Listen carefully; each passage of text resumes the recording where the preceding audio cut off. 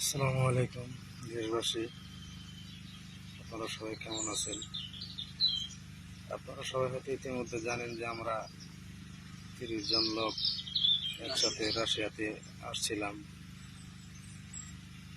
30 জন একসাথে আসার পরে আমাদের এজেন্সি 2 জন রাশিয়ানের হাতে উঠাই দিয়েছিল।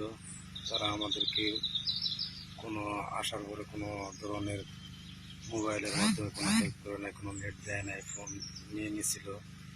আমাদের কাছে কোনো নেট ছিল না। আমাদেরকে আলতু ফালতু বোঝায় বলছিল যে আমাদেরকে ড্রোন কোম্পানিতে কাজ দেবে, কনস্ট্রাকশন সাইটে কাজ দেবে। এই সমস্ত কথাবার্তা বলে আমাদেরকে মনে করেন যে যুদ্ধক্ষেত্রে পাঠিয়ে দিচ্ছে, আমাদেরকে বিক্রি করে দিচ্ছে। আপনারা হয়তো ইতিমধ্যে জানেন। এবং ওইখান থেকে আসার পরে আমাদের একটা ক্যাম্পে নিয়ে আসা হয় 30 জনকে। ওইখান থেকে 14 জনকে এক ক্যাম্পে পাঠানো হয়, আর আমাদের 16 জনকে আরেক ক্যাম্পে পাঠানো হয়। এখানে নিয়ে আসার পর আমাদেরকে 3 থেকে 4 দিন ট্রেনিং করানোর পর 5 জন 6 জন করে একদম ফোন লাইনে পাঠানো হয়েছে যুদ্ধ করার জন্য। সেই ফোন লাইনটা হচ্ছে গেসাবুল জঙ্গল। হ্যাঁ, সেখানে মাটির নিচে গ্রেনেড থাকে, মাইন পোতা থাকে, উপরে ড্রোন থাকে, আর আমাদেরকে ড্রোন দিয়ে কন্ট্রোল করা হয়। মাছের টুপ হিসেবে আমাদেরকে ইউজ করা হয়। আমাদেরকে ডাইনে যেতে বললে ডাইনে যেতে হয়, বামে যাইতে বললে বামে যাইতে হয়। এইভাবে আমাদের এখান থেকে 12 জন মানুষ মারা গেছে। এই 12 জনের ভিতরে 12 জন মানুষ মারা গেছে পরিপূর্ণ বলতে পারবো না, আপনারা হয়তো জানেন।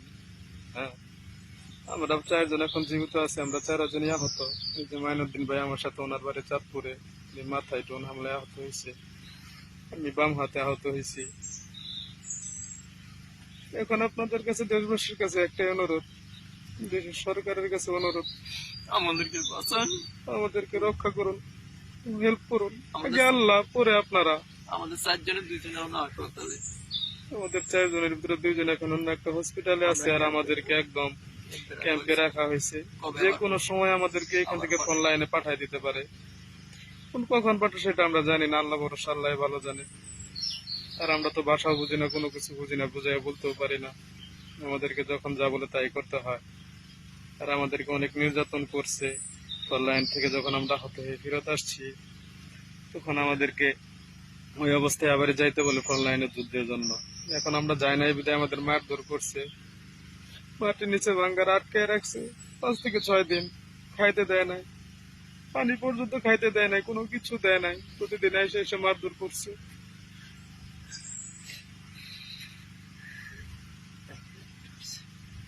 আপনাদের কাছে একটা অনুরোধ, দেশের প্রধানমন্ত্রীর কাছে অনুরোধ, আমাদেরকে বাঁচান, আমাদের সবাইকে রক্ষা করতে হেল্প করেন। দেশবাসীর কাছে একটা অনুরোধ। আর সবার বাড়িতে ছোট ছোট বাচ্চা আছে, আমার বাড়িতে একটা 5 মাসের বাচ্চা আছে। আমরা তো এই জীবন চাই নাই। আমরা আসছিলাম শুধুমাত্র ডাল ভাত খেয়ে বাঁচার জন্য, আমাদেরকে এভাবে বিক্রি করে দিছে। এখন কি করবো আমরা বুঝতে পারতেছি না, বুঝি না বাসা, কোনো কিছু বুঝি না।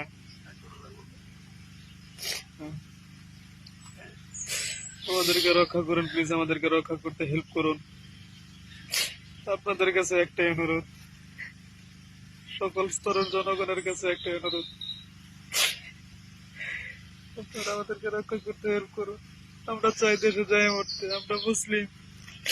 আমরা চাই আমাদের মৃত্যুর পর যেন জানাজা হয়। এইভাবে শিয়াল কুকুরের মতো আমরা মরতে চাই না। প্লিজ আমাদেরকে রক্ষা করতে হেল্প করুন।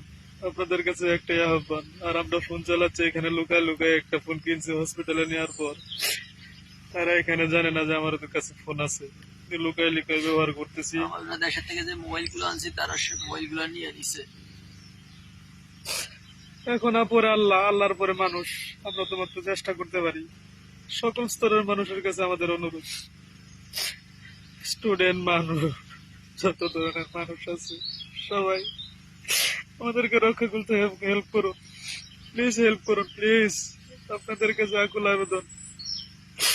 তা না হলে যে কোনো সময় আমাদের ফোন লাইনে পাঠাই দিবে, আমরা মারা যেতে পারি। যে কোনো সময় ড্রোন হামলায়, গ্রেনেড মামায়, অথবা মাইন্ডে পাপড়ে মারা যেতে পারি।